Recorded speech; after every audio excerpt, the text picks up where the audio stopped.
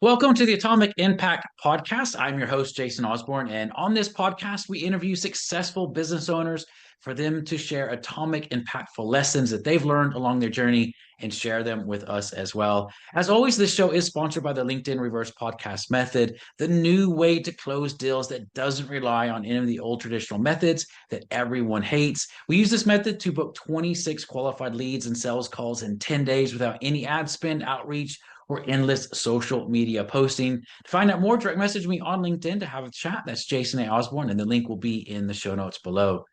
Today's guest is Ed Thompson. He is the owner of Uptimize, where he provides consulting and training around cognitive diversity, which I'm looking forward to dive into. So, Ed, it is great to have you on the show. And I want to start off with a question that I always ask people. And the question is this: if you had a time machine and you were able to go back to when you first started your business, what's the biggest piece of advice that you would give your younger self that would have helped you to avoid some of the challenges and maybe unnecessary pains that you had when you were starting off in your business? I think it would definitely be sort of pace yourself. Hmm. I've always liked the advice of if you can keep going long enough, you'll kind of get there, right? And Yeah. big believer in you're either growing or decaying. So if you are growing in the sense of not just top line growth, but in terms of learning and getting closer to what works, you keep going. But I think I've always fallen into the kind of urgency trap of, everything has to happen, everything has to be perfect right now. Yeah. I think that can lead to a lack of focus. It can lead to also just, piling up the workload on yourself as well. So I've always benefited from working with people who can say, right, okay, well, look, let's say there's these five things. Well, maybe this fifth one doesn't matter that much. Maybe these four do matter, but of the four, the one that matters the most is number two. So let's do number two first. We know number four is important. We're not going to do number four today. That's something that I've benefited from, but I've always had to sort of, you know, had some help with that. Yeah. Yeah. What's some advice to give people who are wanting to grow, scale in their business, but balancing that pacing side of it as well? Because obviously, when you're wanting to grow and scale and upscaling what you're doing, there is this sort of urgency about we want it now, we want it fast. What's the some advice that you would give people around that? I think being very deliberate and intentional and kind of focused is probably what helps. I think there's probably a false sense of growth that we just kind of imbibe as kids, especially when we don't know that much about business, which is sort of, you launch and then it's kind of, it's the kind of the market stall, or someone's just says, hey, I'm open, come over here. Yeah. And I think people get disappointed when that doesn't take off as they want. So we found being really focused with audiences and then running those kind of audience experiments. And those experiments can be, is this the right audience? Or it can be, is this the right channel to reach that audience? And doing that in a very deliberate way and not feeling like you have to kind of open your doors to all of your potential demand on day Mhm. one, and even just deliberately being restrictive. I think that's particularly a challenge for new entrepreneurs who want to feel like this big risk they're taking and everything they're building could, be used by like millions of different industries and millions, you want to feel like this is, has big potential.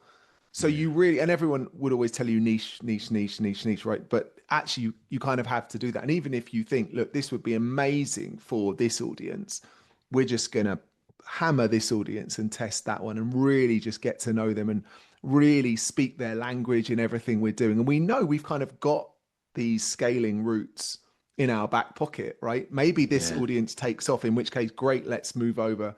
We're going to learn a bunch from what we do with this audience as well. I think if you do that, you also start to notice interesting things about your segmentation. When you start off, you segment in quite a kind of crude way, in a sense, right? You might be going for, I don't know, marketing directors or something, and you think, well, they're the sorts of people who might buy this. And maybe you're right, But what you might learn is actually the things that drive specific marketing directors to buy it are attributes shared by other types of leaders.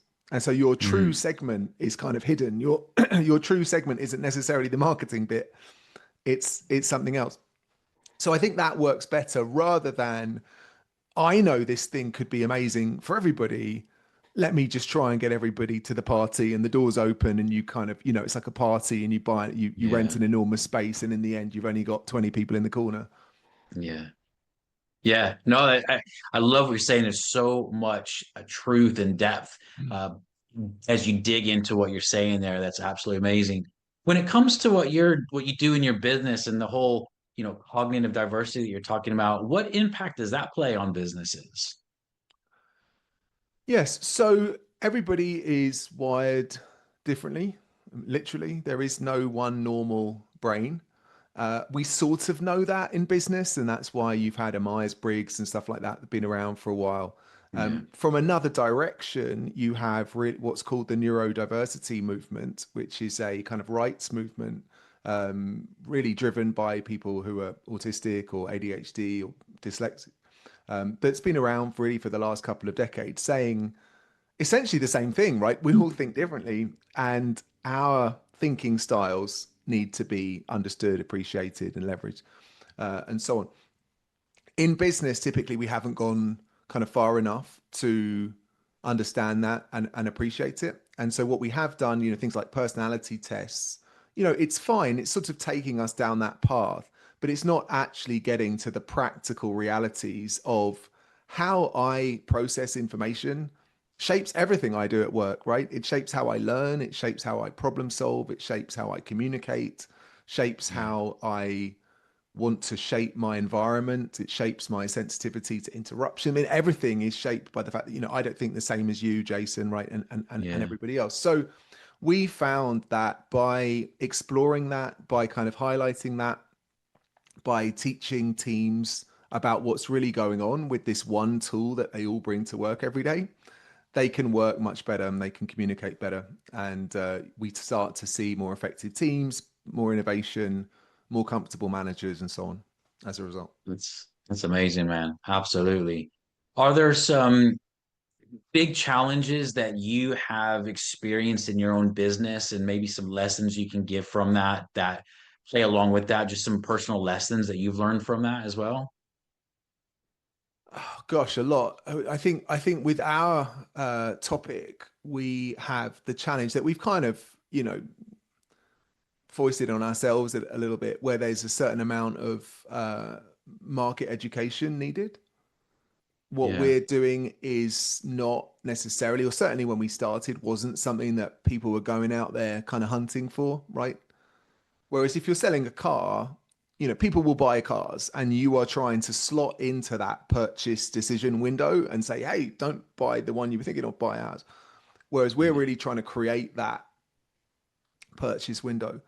Um, so again, I think it's being specific, and what we have found is useful is really gathering data with everything that we do, so that you can mhm, build a story, you build a library of, we call it customer stories rather than case studies, but something where we can reel off data to say, look, this works. Look, this is what we did with these people. This is what we did with those people.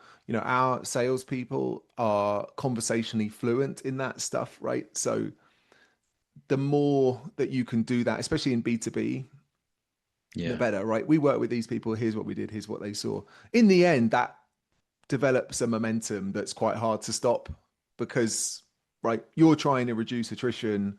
We've done that for somebody, it gets you a foot in the door. yeah, yeah, absolutely. No, that's what man. What are some other key things that you found that are common mistakes that business owners make that if they just understood it, it would save a ton of heartache and pain? Oof. It's a big question. Give me some possible areas. And just while Um, I'm thinking, I just want to have a yeah, second to think. well, I'm just thinking of your name, Uptimize, and I'm thinking, the scaling, the growing side of things. People are always wanting to grow their business and scale it. And what are some key, like even if you just picked one, what's one big thing you see that's quite repetitively done as you've been speaking with clients that you think, man, this is just seems like a theme. Everyone keeps making this mistake, and if they just knew this one thing, it saved so much time for people. I mean, a couple, and I don't, your listeners will have to see how useful these are. Uh, Yeah. I think there's a balance to be found on, kind of selling on impact versus sort of selling on solution, if you like. I think that's, Hmm. especially with B2B, that's quite important. People want to understand why they should do something and kind of what it can do for them. So there's I think, a danger there of just kind of shoving a tool or a program under someone's nose before they understand that. But at the Yeah. same time, business people are lazy, they're under pressure, they don't want to get fired for buying the wrong thing. So you also have to make something that's really easy for them to buy. So that's a Yeah. really important balance to find. So here's something that, I'm not just kind of giving you a tool. You think, well, I wouldn't know how to use that. You're really selling the value of whatever this thing is that you're selling. Yeah. But then you make it really easy. Oh, I can buy a pen at the store. Great. Okay, I've bought a pen. And that piece is actually really, really important as well, especially when you've got a kind of buying coalition of folks. And in the end, they all have to understand, like, what is it that I'm signing off on? Yeah. Is it a training program? Is it training files that we're going to put in ours? They ultimately want to know what that thing is that they are taking from you. And I think making that Yeah. really, really clear. And then the second part, which is related to that, as teams grow, and you obviously have the kind of bifurcation between sales and then the delivery and fulfillment of whatever that solution is that you provide. The alignment and the consistency of that is incredibly important. And we certainly fell down the trap of probably being a little bit too flexible and accommodating on the sales side, and then our delivery folks are thinking, what on earth is this thing coming down the pipe? Never seen one of them before. And we're Yeah. Yeah. supposed to we're supposed to deliver it. And even if it's like, variations on a theme, it still kind of becomes a headache because you have all of this stuff coming back from customer success to sales saying, Yeah. hold on, what, you wanted to do that first and then that second? And we're kind of confused and they're kind of confused. So I think that sort of clarity on what are the ideally minimal pieces that somebody can buy really helps you in the sales level, and it also helps you with the fulfillment side as well, because your Yeah. fulfillment folks know exactly what it is that they need to do. Yeah. Man, some really key pieces of information in there to really dig in. As you said, it may apply in different ways for different listeners, but some great advice on that.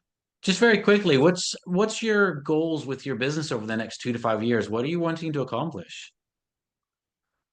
That's a great question. We've seen quite a lot of magic happen actually with the work that we've done, where, and I would kind of define that magic in two ways. We've seen people who maybe have a less common thinking style be able to work to their best for the first time ever, be in an organization and a team that understands them for the first time ever. Mm, Bearing in mind, maybe 1 in 5 people in the world are what's called neurodivergent. So maybe again, autistic, dyslexic, so we're talking a lot of yeah, people, right? And a lot of people who've never been in a team where they felt like they could just be themselves and do their best work. yeah, If we look at the top business people of our time, the sharks on Shark Tank, the dragons on Dragon's Den, a lot of them are neurodivergent. There's yeah, a lot of brilliant minds who create great businesses, but a lot of average businesses aren't that good at sort of tapping into that brain mm, power. But we've also seen kind of magic from teams, managers who may not be neurodivergent, uh, seeing a impact from better understanding how each other actually works. So I wrote a book about that called A Hidden Force, which was really trying to capture some of that magic and kind of refract that out to the world. What we're trying to do at Uptimize is scale our business, but also build tools that help any team quickly kind of embed the principles that we've been teaching to Google, we've been teaching to Microsoft, etc. But we want every team to be able to just tap into this kind of at the press of a button. Yeah, that's amazing. Such a great thing to do for sure. Well, Ed, we've come to the end of the show, which is absolutely crazy how fast that flew by because I was just taking in everything that you were communicating. So thank you for being on the show so much. And as a reminder to everyone, this show is sponsored by the LinkedIn Reverse Podcast Method, the new way to close deals that doesn't rely on any of the old traditional methods that everyone hates. To find out more, direct message me on LinkedIn and we can have a chat. Thanks so much. Appreciate it, Ed. Thanks.